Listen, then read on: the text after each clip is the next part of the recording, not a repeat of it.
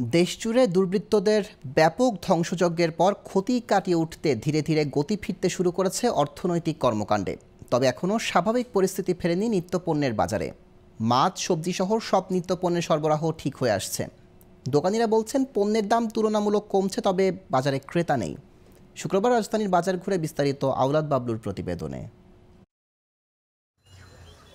সময়ের সাথে ধীরে ধীরে বাড়ছে কারফিউ শিথিলের সময়সীমা। এতে পরিস্থিতি অনেকটা স্বাভাবিকের পথেই। তবে ছুটির দিনে নিত্যপণ্যের বাজারে ক্রেতাদের ভিড় একেবারেই কম। চালের বাজারে আগের কেনা বস্তা সাজানো, নেই ক্রেতা। দোকানিরা বলছেন চালের কিছুটা চাহিদা থাকলেও মিলাররা ঝুঁকি নিয়ে সরবরাহ করছে না। গত ৮-১০ দিন আগে চালের দাম যে কেজিতে ২-৩ টাকা করে বাড়ছে, ওটার মধ্যে সীমাবদ্ধ। ঝুঁকি নিয়ে কে মাল ফাটাবে? মার্কেটে কোনো ক্রেতা নাই, আমরা দোকানদারে শুধু বৈশা বৈশা গল্প করতেছি। পেঁয়াজ, আলু, আদা, রসুন আগের দামেই বহাল আছে। সরবরাহ রয়েছে পর্যাপ্ত, তবে সেখানেও ক্রেতা কম। সোনালী ও ব্রয়লার মুরগির দাম একটু কমের দিকে। দোকানিরা বলছেন সাপ্তাহিক ছুটির দিনেও নেই বেচা বিক্রি। আমরা আসি মনে করেন খুব ক্রাইসিসের মাঝে আছি। কারফিউর কারণে আপনার কাস্টমারও কম ছিল বাজারে, মালের দাম কমছে কিন্তু বাজারে কাস্টমার নাই।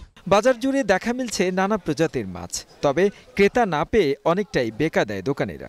সরবরাহ প্রচুর আছে, মাছের দামও কম আছে, কাস্টমার নাই বাজারে। ক্রেতার একটু চাপ থাকলে আর একটু হয়তো 10-20 টাকা বাড়তি থাকতো। তেল, ডাল, চিনি কিনতে এসে অনেকে অভিযোগ করছেন গত কয়েকদিনের তুলনায় এখন সরবরাহ ঠিক থাকলেও দোকানিরা দাম চাচ্ছেন বেশি। এসেনশিয়াল পণ্য যেগুলো রেগুলার বেসিসে কিনতে হলে সেগুলোর দাম অসম্ভব বেড়ে গেছে। এখন তো সাপ্লাই থাকার পরও it should have been come down to a reasonable rate.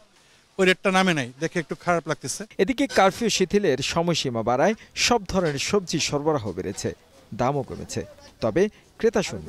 মালের দাম অনেকটাই কম, কেজিতে আপনার 30 থেকে 40 টাকা কম। মানুষ আতঙ্কে হয়তো ঘর থেকে বাইরে হয় না। কারফিউ শিথিল হয়েছে, তা ঠিক আছে, মানে আমাদের বেচা কিনা একবারে নাই গেলেই চলে। কারফিউ শিথিলে অর্থনৈতিক কর্মকাণ্ডে গতি ফেরা শুরু করলেও ব্যবসা বাণিজ্য কিংবা নিত্যপণ্যের বাজারে স্বাভাবিক পরিস্থিতি ফেরেনি এখনো। আওলাদ বাবলু, গ্লোবাল টেলিভিশন, ঢাকা।